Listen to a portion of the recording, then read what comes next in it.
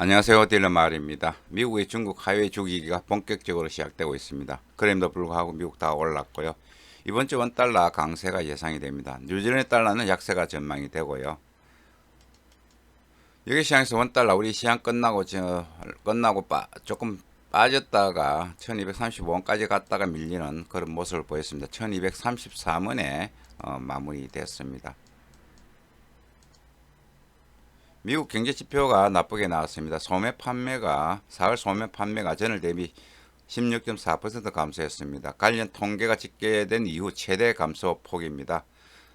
상당히 지금 안 좋죠. 월요 판매 가격이 78.8% 감소했습니다. 그럼에도 불구하고 다우는 올랐습니다. 미국제 수익률 올랐고 달러 지수 올랐고 달러엔이 마이너스를 보이는데 옌 강세라는 이야기죠. 미국과 중국의 긴장이 고조되면은 얘는 강세로 갈 가능성이 높아 보입니다. 유로 달러는 강보합권에 움직이고 있고 원유 수요 회복에 대한 기대로 유가는 많이 회복을 했습니다. 외국인들이 채권 시장에는 사고 있고 우리 주식시장에서는 팔고 있습니다. 계속 지금 팔고 있고요. 스왑 포인트가 많이 좁아졌습니다. 따라서 여러분들 NDF 1개월짜리 NDF 보실 때 이 가격이 거의 이제 현물한 가격 같다 이렇게 보시고 보시면 될 것입니다. 다우가 뭐 올랐습니다. 다우 올라오고 나스닥이 올랐는데 나스닥이 구를 회복했습니다. 여기 이제 굉장히 이제 의미가 있죠. 장기 투자자 버핏이 항공주의 은행주를 정리했다는 소식이 들립니다. 페니백화점 118년 역사 파산보 신청.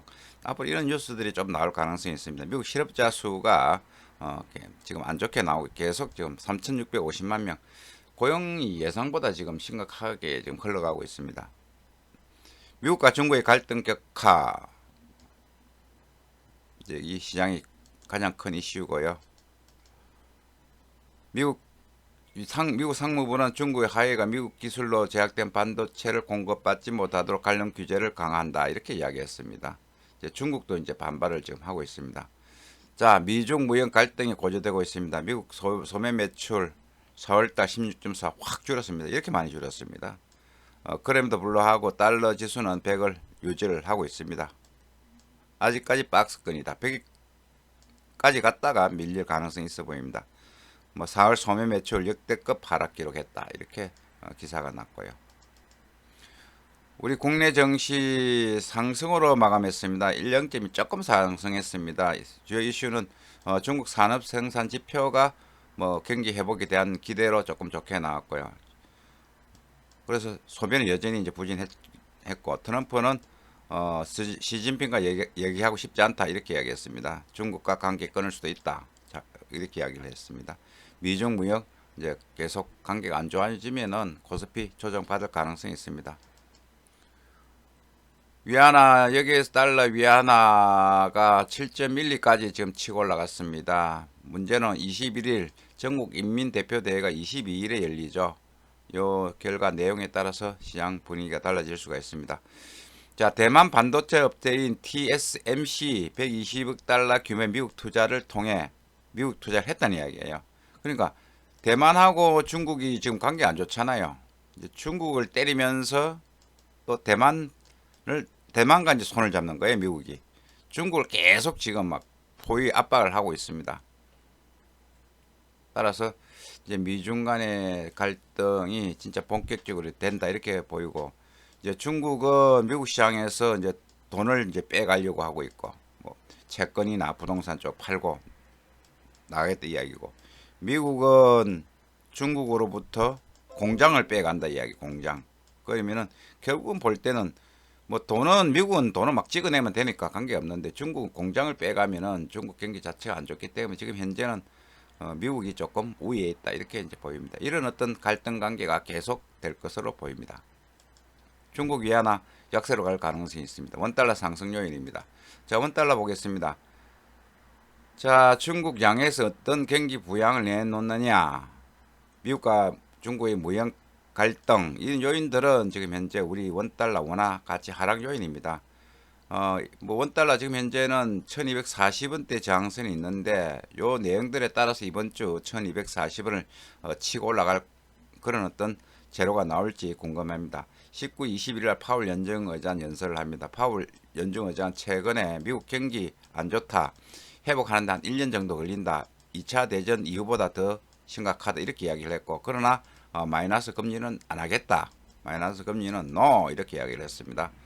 21일 날 제조업 비제조업 PMI 지표 있습니다. 자, 원달러 1240원 돌파 여부 이번 주 한번 지켜볼 필요가 있어 보입니다. 다른 이슈들은 크게 없습니다. 위안화 움직임 지켜봐야 되겠고요. 자, 뉴질랜드 달러 오래간만에 유엔 달러를 갖다가 제가 한번 분석해 보겠습니다. 최근 유엔 달러 많이 빠졌다 올랐다가 다시 이제 올랐다가 밀리는 그런 모습을 보이고 있는데, 뉴질랜드 중앙은행이 이번 주 이제 본드 매입 프로그램 양적 완화를 실시를 합니다. 이제 그러니까 상업은행들에게 이제 제로 금리를 갖다 잡고 이제 요구를 하는 모양이에요. 그래서 이런 어떤 제로 금리 가능성 때문에 뉴질랜드 달러가 약세 0.6m로 좀 떨어졌습니다. 더 떨어질 가능성이 있습니다. 뉴질랜드는 중국 쪽으로 그걸 많이 팔죠. 우유를 많이 팔죠. 그러니까 중국과 미국과의 무역 긴장이 굉장히 안 좋아지면은 유엔 달러 떨어질 수밖에 없습니다. 뉴질랜드 계속 지금 유엔 달러 돈을 풀고 있거든요. 자, 금리를 지금 제로로 하잖아요. 제로로 하면은 만약에 뉴질랜드 채권 막 발행하잖아요. 해도 이자가 부담이 안 되잖아요. 따라서 크게 문제가 안 된다. 이렇게 이제 보는 시각들입니다. 뉴질랜드 원화 한번 보겠습니다. 730원대까지 떨어졌습니다. 요 레벨 무너지면 720원, 710원까지 갈 가능성이 있다. 이렇게 전망이 되는데, 문제는 이제 원화 가치가 떨어지면은 뭐 그렇게 많이는 떨어지지 않을 가능성도 있습니다. 뉴질랜드 달러 자체는 약세인데 원화 가치가 받쳐주면은 또 원화 가치가 떨어지면은 뉴질랜드 원화는 그렇게 많이 떨어지지 않는다, 이렇게 보시면 되고요. 자, 시장은 금리 인하 0.25% 금리 인하를 가능성을 점치고 있다. 내년 초에 되면 제로 금리가 될 것이다, 이렇게 전망을 하고 있습니다. 뉴질랜드 이제 제로 금리 가능성이 있습니다. 제로 금리 가능성 염두에 두고 모든 어떤 경제 활동을 하시면 될 것으로 보입니다. 미국제 10년짜리 수익률이 지금 0.51%에 이제 거래되고 있습니다. 굉장히 낮죠. 낮은 수치입니다. 미국이 0.6이죠. 지금 0.6. 미국보다 더 낮습니다. 그렇고요. 그 지금 계속 국채 이제 돈을 쓰는데 지금 620억 뉴질랜드 달러 돈을 쓰는데, 이 돈은 GDP의 20%를 차지하고 있습니다. 계속 지금 채권 찍어내죠. 뉴질랜드 채권 찍어냈는데 1900억 지난 5년 동안 찍어냈답니다. 420 목표치보다 많이 오버한 것 같은데요. 어쨌든 이제 금리가 싸니까 뭐 채권을 많이 찍어내겠다, 뭐 이런 식으로 나오는 것 같아요. 일단 양적 완화 계속 할 것으로 보입니다. 이런 요인들은 뉴질랜드 달러 하락 요인이 될 것으로 보입니다. 자, 뉴질랜드 원 전반적으로 좀 떨어질 수 있다. 한 700원, 뭐 710원까지는 떨어질 수 있다. 이렇게 기다리면서 서서히 뭐 매수하는 것도 그렇게 나쁘지 않아 보입니다. 오늘과 내일 날씨 구름 끼고 흐립니다. 우리 지금 일단 외환시장은 지금 현재까지 분위기 볼 때는 뭐 지금 햇볕이 나고 구름 끼고 이런 상황인데요. 중국과 미국의 어떤 지금 서로 치고받고 긴장 관계 그 내용에 따라서 갑자기 여러분들 여기 뭐 여러 가지 어떤 뭐 천둥이 칠 수도 있고 번개가 때릴 수도 있습니다. 주시장도 그렇고 지금 채권 시장도 그렇고 미중 갈등 관련 뉴스에 따라서 왔다 갔다 할 수 있고, 그 다음에 파울 연준 의장, 그 다음에 트럼프 대통령 둘이 지금 현재 두 사람의 어떤 이야기에 따라서 시장이 왔다 갔다 할 수 있습니다. 뭐 우리도 아침에 보면은 그 와이프 말 한마디에 따라서 조금 분위기가 왔다 갔다 하잖아요. 그만큼 이번 주 시장에서는 파월과 트럼프 대통령의 말이 와이프 말보다 더 중요한 한 주가 될 가능성이 있어 보입니다. 그리고 중국 쪽에서도 시진핑도 아마 무슨 이야기가 그들고 나오면은 옆집 아줌마까지 이야기를 한다면은 시장은 더 혼란스러울 수 있으니까 시장을 잘 주목하면서 대응하시면 되겠습니다. 이상 딜러 마을이었습니다. 감사합니다.